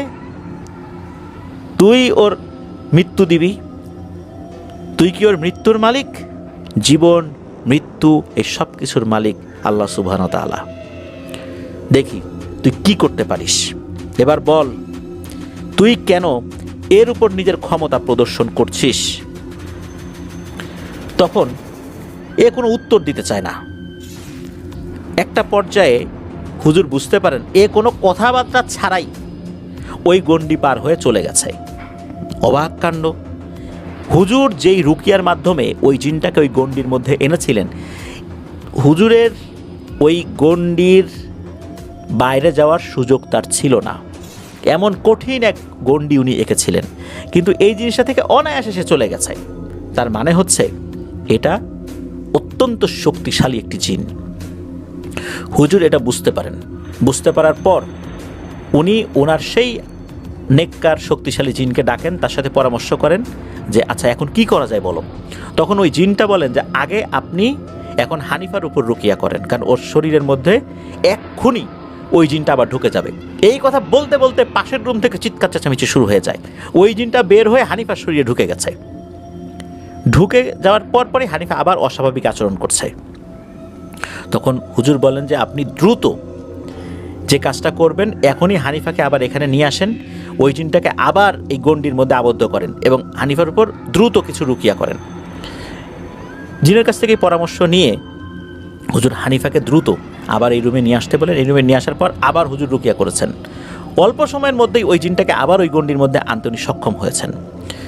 এরপর হানিফাকে অন্য রুমে নিয়ে যেতে বলেন এবং হুজুর তার অনুগত আরও অসংখ্য শক্তিশালী জিনকে ওই গণ্ডির বাইরে দাঁড়াতে বলেন। বলেন যে এই জিনটা কোনোভাবেই যেন এখান থেকে বের হতে না পারে, তার জন্য যা করার দরকার তোমরা সেটা করবা, আমার দ্বিতীয় অনুমতির কোনো প্রয়োজন নাই। ওরাও একদম সেই রকমের প্রস্তুতি নিয়ে দাঁড়িয়ে গেছে। হুজুর তখন বাইরে আসেন, হানিফার উপর একটা বিশেষ পদ্ধতিতে রুকিয়া করেন, যেটা ওই জিন বলে দিয়েছিল যে কোন পদ্ধতিতে হানিফার উপর রুকিয়া করতে হবে। রুকিয়া শুরু যখন করেছেন, মূলত এই রুকিয়াটা শুরু হয়েছিল একটা বিশেষ পানির মাধ্যমে। এটা জমজমের পানি না অন্য কোনো পানি এটা আসলে জানা যায় নাই। তো এই পানির উপরে উনি কিছু দোয়া পড়ে যখন হানিফাকে খেতে দিয়েছেন, দেখে হানিফা খেতে চায় না। কোনোভাবে খেতে চায় না। একটা পর্যায়ে জোর করে হানিফার মুখের ভিতরে যখন পানি ঢেলে দেওয়া হয়েছে, তখন হানিফা বমি করা শুরু করেছে। ভয়ঙ্কর ব্যাপার হচ্ছে, হানিফা যখন বমি করা শুরু করেছে, তার বমিতে কিন্তু কোনো খাবার দাবার ছিল না, দেখা গেল শুধু মাটি বের হচ্ছে। হুজুর তখন কি করলেন, এই মাটিটাতে হাত দিলেন, একদম শুকনো মাটি বের হচ্ছে। হাত দেওয়ার সাথে সাথে হুজুরের চোখ ছানা বড়া হয়ে গেছে। হুজুর বলেন, সর্বনাশ, এ তো কবরের মাটি। এই কবরের মাটি হানিফার পেটে আসলো কিভাবে? হুজুর তো চিন্তিত হয়ে পড়েন। হুজুর তখন ক্ষিপ্ত হয়ে আবার ওই ঘরে ঢুকে পড়েন। ঢুকে ওই জিনটাকে বলেন, এই বলতো, কেন হানিফার পেটে তুই কবরের মাটি ঢুকেছিস, বল, তুই কেন এটা করলি? তখন ওই জিনটা হেসে দিয়ে বলে যে, হুজুর, হানিফার কবরের মাটি, এটা কার কবর জানিস? এই কবর হচ্ছে আসাদ নামে একজন ব্যক্তির কবর। তোকে তো একটু আগে বলছি যে আমরা আমাদের ক্ষমতা বৃদ্ধির জন্য কালো জাদু করি। আমি ইফরিত নাইব, আমি তোর বেশি কথার উত্তর দেব না। তখন হুজুর বলছে যে তোকে উত্তর দিতেই হবে, তুই না চাইলে উত্তর দিতে হবে। একটা পর্যায়ে ওই জিনটা উত্তর দেয়, মানে খুব যে ঘাটতারামি করতেছে বিষয়টা এরকম না। একটা পর্যায়ে উত্তর দেয়, বলে যে, শোন, আমার 3 বোন 1 ভাই, ওরা একটা কালো জাদুর চর্চার জন্য ওই সময় কুমিল্লার দেবিদারের একটা জায়গায় গিয়েছিল। ওই কাজটা মূলত একটা বিশেষ কাজ ছিল। ওই কাজটা করার পর সাধারণত এটা সফল হয়ে যায়। আমরা বিভিন্ন কালো জাদুর চর্চা করি, তো এই কাজটা একটা মানুষের উপর আমরা চর্চার জন্য করেছিলাম, যেটা করার পরপরই ফল হতো এবং হয়ও সব সময়। এই কাজটা যখন করা হয়, এর কিছুক্ষণের মধ্যেই আমার বড় বোন মারাত্মকভাবে অসুস্থ হয়ে যায়। আমরা বুঝতে পারি না এটা কেন হলো, শুরুর দিকে বুঝতে পারি নাই। হ্যাঁ, এটা তখনই হতে পারে শুধু যদি আমাদের এই কাজগুলো কোনো মানুষ চোখের ভুল বা মনের ভুল না ভেবে একদম স্পষ্টভাবে দেখে ফেলে, তাহলে আমাদের এই কাজটা কেউ দেখে ফেলেছে। আর ওই সময় আমাদের পোশাক ছিল এই রকম, এটা বলে আর কি কে কোন পোশাক পরা ছিল। ওই আসাদ নামক ব্যক্তি সে এটা দেখে ফেলেছে, এটা আমরা খোঁজ নিয়ে জানতে পারি। এই কারণেই এইটার কোনো ফলাফল হয় নাই, উল্টো আমার বোন মারাত্মকভাবে অসুস্থ হয়ে পড়ে। আর এটা সমাধানের একটাই পদ্ধতি ছিল, আসাদকে মেরে ফেলা। মেরে ফেললে আমার বোন সুস্থ হয়ে যাবে। আমি সুযোগের অপেক্ষায় ছিলাম, আমি ওই সময় মারতে পারতাম, কিন্তু আমি ওই সময় মারি নাই। মধ্যবর্তী সময় একটু খবর নিয়ে নিশ্চিত হয়েছি, আর নিশ্চিত হওয়ার পর অপেক্ষায় ছিলাম। আসাদকে একটু অসুস্থ করে দেই, ও কাজ করতে পারছিল না, আর এমনিতেই তো সে পুকুরে গোসল করতে যেত, তখন মেরে ফেলতাম। খাবারের সময় ও যখন হাত মুখ ধোয়ার জন্য বুকের ওই দিকটাতে যায়, তখন ওকে প্রথমে পানিতে চুবাই, এরপর ওকে ঘাড় ভেঙে দেই এবং মাথাটা পানির নিচে ঢুকিয়ে দেই। একদম মৃত্যু নিশ্চিত করতে চেয়েছিলাম, কিন্তু ওই সময় একজন লোক চলে আসে, যার কারণে ওর পায়ের ছটফটানিটা অন্য লোকে দেখেছে। আসাদের অপরাধ ছিল এটাই, এই কারণেই ওকে হত্যা করেছি। ও দেখে ফেলেছে, এই কারণে অপরাধ। কেন, তোদের কোনো অপরাধ যদি কোনো মানুষ দেখে ফেলে, তোরা সাক্ষী প্রমাণ রাখিস, তখন সেই মানুষের উপর চড়াও হোস না, হত্যা করিস না? আমরাও এরকম করি। এভাবে নিরপরাধ অনেক মানুষকে আমরা হত্যা করে ফেলি যদি আমাদের কাজ কেউ দেখে ফেলে। তখন হুজুর বলে যে, তুই এই ভয়ঙ্কর জাদুটা তাহলে কিভাবে করলি, কবরের মাটি কোত্থেকে পেলি? এই জাদু তো তোর জানার কথা না। তখন বলে, শোন হুজুর, আমি রঞ্জিত প্রসাদ নামক একজন তান্ত্রিকের কাছ থেকে এটা শিখেছি, যার বাড়ি ছিল মেঘালয়ে। তার কাছ থেকে আমি এটা শিখেছি। সে প্রথমে শেখাতে চায় নাই, তাকে আমি আটকে রেখেছি, কষ্ট দিয়েছি, এরপর তার কাছ থেকে এটা আমি শিখেছি। সে ছিল অঘরী সাধু, তার কাছ থেকে আমি এটা শিখেছি। আর শোন, কবরের মাটিটা কিভাবে সংগ্রহ করেছি জানিস? কবরের মাটি উপর থেকে সংগ্রহ করলে এটা বুঝে ফেলতো। এই জন্য এই আসাদের কবরের মাটি বিভিন্ন সময় বিভিন্ন মানুষের পেটে দিয়ে আমরা কালো জাদুর চর্চা করেছি। আমরা গুবরে পোকা হয়ে মাটির ভেতরে গিয়ে ওর কবরের মাটিগুলো সংগ্রহ করেছি। আর ওই কবরের মাটি হচ্ছে এই হানিফার পেটে ঢুকিয়েছি। হানিফাকেও মেরে ফেলবো, ওর পেটে ঢুকে গেছে রে, তোরা বাঁচাতে পারবি না। এই কথা শোনার সাথে সাথে হুজুর এতটা রাগান্বিত হয়েছে, হুজুর সাথে সাথে বলে যে এই মুহূর্তে আমি তোর মৃত্যু পরোয়ানা ঘোষণা করলাম, আর তোর মৃত্যু কোনো জিনদের হাতে আমি করতে দেব না, আমি নিজের হাতে তোকে মারব, কোনো জিনের সহযোগিতাও আমি নেব না। আর তোর মতো নৃশংস পাপী কুলাঙ্গারকে হত্যা করলে আল্লাহ আমাকে কোনো জবাবদিহিতা করাবেন না। এই বলেই হুজুর এক বিশেষ রুকিয়া শুরু করেন। হুজুর একটা পুটলি বের করেন, চামড়ার কিছু একটা, এটা কিন্তু যখন উনি বের করেন একটা ছোট্ট একটা পুটলি, ওর ভিতরে যদি কিছু না থাকে সেটা কীরকম থাকে, তো উনি এমন একটা রুকিয়া শুরু করেছেন, ওই সময় হঠাৎ করেই ওই পুটলিটা ফুলে গিয়েছে, মানে ওর ভিতরে কিছু একটা চলে এসেছে। হুজুর সাথে সাথে ওই জিনিসটা নিয়ে ওই ঘর থেকে বাইরে বের হন। বাইরে বের হয়ে উনি দেখেন এই রাসেল ভাইদের বাসায় একটা চুলা জ্বলছে। উনি সাথে সাথে গিয়ে ওই চুলার মধ্যে ওই পুটলিটা ফেলে দেন। যখনই পুটলিটা ফেলেছেন মনে হচ্ছে চুলার ভিতর থেকে আগুন আরও দাও দাও করে জ্বলে উঠেছে, মনে হচ্ছে অনেক পরিমাণে কোনো জ্বালানি তেল যদি আগুনের মধ্যে ফেলা হয় যেভাবে আগুনটা বেড়ে যায় ওইরকম বেড়ে উঠেছে। এভাবেই ওই ইফরিত নাইবকে জ্বালিয়ে পুড়িয়ে উনি শেষ করে দেন। এতটা রাগান্বিত হয়েছিলেন যে এরকম একটা নিরীহ মানুষকে এভাবে হত্যা করা হলো কোনো কারণ ছাড়াই, সহজ সরল মানুষকে, উনি এতটা রেগে গিয়েছিলেন। যাই হোক, হানিফার উপর আবার উনি কিছু রুকিয়া করেন। এবার তো হানিফা অনেকটাই ভালো হয়ে গিয়েছে, এখনও আবার বমি করা শুরু করে দিয়েছে, তখনও কিছু কবরের মাটি বের হয়। এরপর উনি বলেন আলহামদুলিল্লাহ, হানিফা এখন পরিপূর্ণভাবে সুস্থ। হানিফা সুস্থ হয়ে যায়।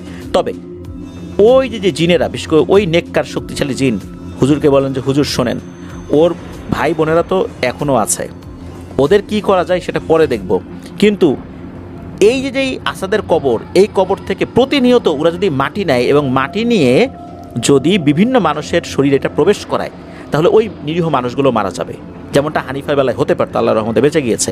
আপনি দ্রুত একটা পদক্ষেপ নেন। তখন কি পদক্ষেপ নেওয়া যায়? ওই জিনের কাছ থেকে কিছু রুকিয়ার পদ্ধতি শিখিয়ে নেন যে কোন কাজ করলে আর কখনোই কবর থেকে মাটি নিতে পারবেন না। তো উনি সব ঠিকানা নেন যে কোথায় যেতে হবে সব কিছু। আর ওই জিনটাও তো বলে গিয়েছিল যে ওই উত্তরপাড়া নাটোরের বড়াই গ্রামের আসাদের কবর থেকে এই কাজটা ওরা করতে পেরেছে।